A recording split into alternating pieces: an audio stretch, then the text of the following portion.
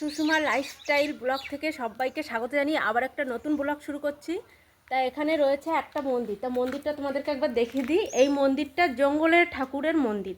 মানুষ জঙ্গলে গেলে এই ঠাকুরকে মানত করে গেলে কোনো বিপদ আপদ হয় না। তো ঠাকুরটা তোমাদেরকে একবার দেখিয়ে দিই। একটা জ্যাঠামশার বাড়ি, আর জ্যাঠামশার বাড়ি একটা জিনিস রয়েছে, সেটা তোমাদেরকে দেখাবো। তা গেলেই দেখতে পাবে। তা চলো আমার সাথে।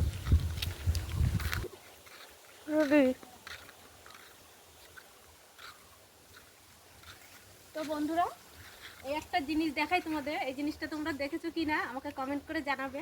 এটা হলো গোলা, আর এই গোলায় সারা বছরে ধান মাঠে যে চাষ করা হয়, ধান চাষ, সেই ধান সব গোলা এনে রাখা হয়। আর এখান থেকে ধান নিয়ে সারা বছরের ধান সিদ্ধ করা হয় আর চাল বানিয়ে খাওয়া হয়, এটা বাড়ির জন্য। তা দেখো, আর এই গোলার মধ্যে লক্ষ্মী পেঁচা রয়েছে, লক্ষ্মীর পেঁচার বাসা রয়েছে এর ভিতরে। সেটা তোমাদেরকে পরে একদিন দেখাবো, এখন হয়তো আমি দেখাতে পারছি না, গোলাটা বন্ধ রয়েছে। তো বন্ধুরা, চলে এসেছি মাঠে, আর মাঠের এই প্রাকৃতিক সৌন্দর্য তোমাদেরকে একবার তুলে দেখাবো।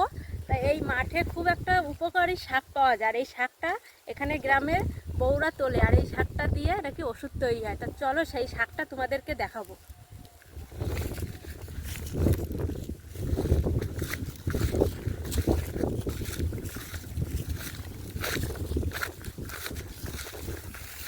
তা দেখুন বন্ধুরা, এই যে সেই শাক এখানে বৌদি তুলছে।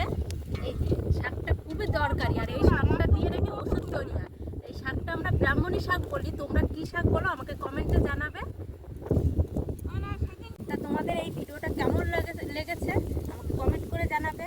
আর যারা ইউটিউব থেকে দেখছে আমাকে সাবস্ক্রাইব করবে, আমার পাশে থাকবে। দেখা হবে পরের ভিডিওয়ে। টাটা।